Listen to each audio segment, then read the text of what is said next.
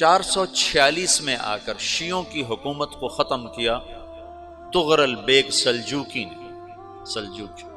Seljuk مسلمان ہوئے تھے محمود غزنوی کے دور میں، سلجوک ان کے بڑے کا نام تھا۔ تو ایک دفعہ محمود غزنوی نے سلجوک سے پوچھا اگر مجھے تیری مدد کی ضرورت ہو تو کتنے آدمی پیش کر سکتے ہو؟ تو اس نے ایک تیر دیا، کہا یہ ایک تیر ہے میرا، کسی کو یہ تیر بھیج کر میرے علاقے میں بھیج دو تو چند گھنٹوں میں 1,00,000 تلواریں تیرا پہرا دینے کے لیے تیار ہوں، میرے پاس اتنی طاقت ہے۔ تو یہ سلجوک کی نسل میں تھا تغرل بیگ۔ اللہ تعالیٰ نے جب عرب زوال کا شکار ہو گئے اور ضعف کا شکار ہو گئے، جیسے بڑھاپے کا کوئی علاج نہیں، جب قوموں پہ زوال آتا ہے تو اس کا بھی کوئی علاج نہیں، پھر اور قوم کو جگہ ملتی ہے۔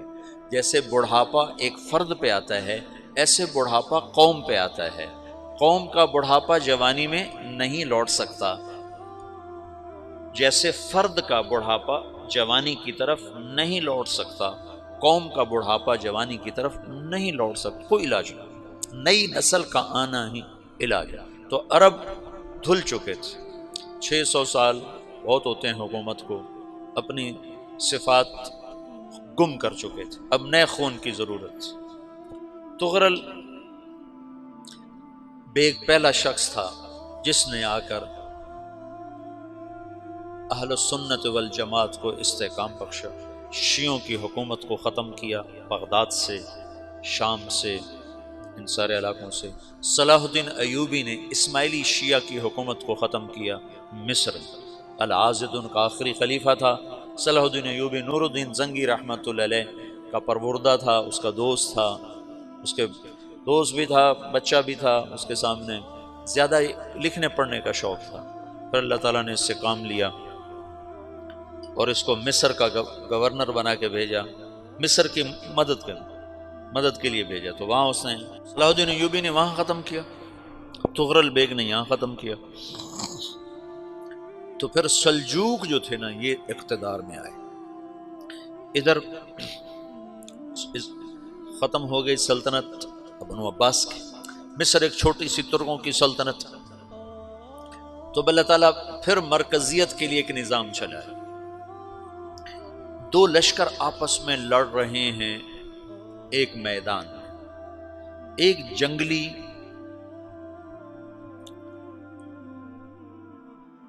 بدوؤں کا قافلہ، جنگل کے لوگ اپنے قبیلے کو لے کر، ایک جنگلی قبیلہ اپنے سردار کے ساتھ نقل مکانی کر رہا ہے ایک جگہ سے دوسری جگہ۔ اللہ کا نظام کہ یہ لوگ چلتے چلتے چلتے اس وادی میں پہنچ گئے جہاں جنگ ہو رہی ہے، دو لشکر آپس میں لڑ رہے ہیں۔ جب یہ وہاں پہنچتے ہیں تو ایک لشکر کے قدم اکھڑ رہے ہیں اور دوسرا غالب آ رہا ہے۔ ان کو نہیں پتا شکست کھانے والے کون ہیں اور فتح پانے والے کون ہیں، ان کو نہیں پتا۔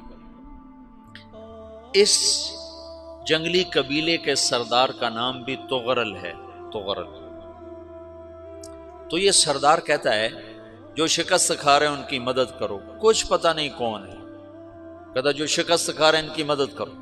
تو 400 وحشی جنگلیوں نے فاتح لشکر کے پیچھے حملہ کر دیا۔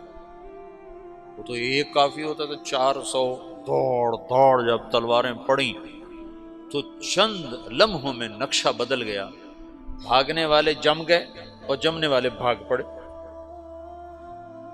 جب جنگ ختم ہوئی تو شکست خوردہ لشکر کے بادشاہ نے ان کو بلایا، اسے پوچھتا ہے مجھے جانتے ہو میں کون ہوں؟ کہا نہیں۔ کہا تو تم نے میری مدد کیوں کی؟ کہا انسانی ہمدردی کی وجہ سے، تمہیں شکست ہو رہی تھی اس لیے تمہاری مدد کی۔ پھر اس نے اپنا تعارف کرایا، میں ہوں سلیمان سلجوکی، ترکی کا بادشاہ۔ مسلمانوں کا لشکر تھا اور تاتاریوں سے شکست کھا رہا تھا، تاتاری فتح پا رہے تھے، مسلمان شکست کھا رہے تھے۔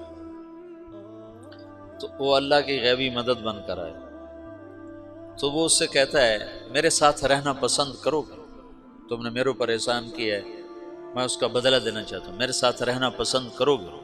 کہنے کا کر لوں گا۔